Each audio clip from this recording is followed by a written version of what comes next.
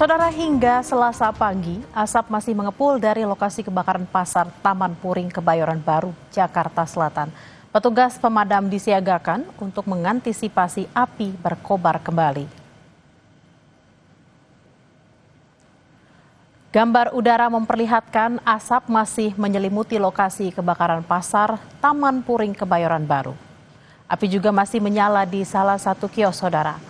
Mobil pemadam disiagakan untuk pendinginan dan mengantisipasi api kembali berkobar. Sementara itu, sejumlah pedagang mendatangi kios mereka untuk mengecek apakah masih ada barang yang bisa diselamatkan. Kebakaran hebat melanda pasar Taman Puring Senin petang kemarin. Akibatnya 500 kios ludes terbakar. Penyebab kebakaran diduga karena korsleting.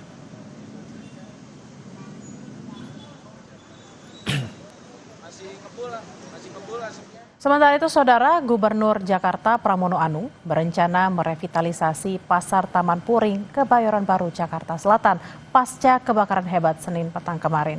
Pramono menyebut ini ketiga kalinya Pasar Taman Puring terbakar.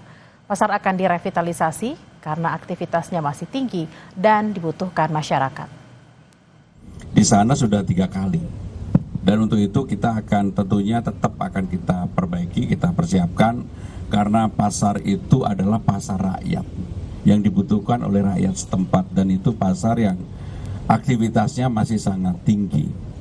Tetapi tentunya dengan adanya kebakaran ini kita akan bantu untuk perbaiki fasilitas yang ada, dan saya nggak ngecek apakah ada aparnya atau tidak, tetapi yang jelas penanganannya cukup cepat kemarin karena mungkin areanya bisa damkar datang dan sebagainya, sehingga bisa teratasi dengan baik.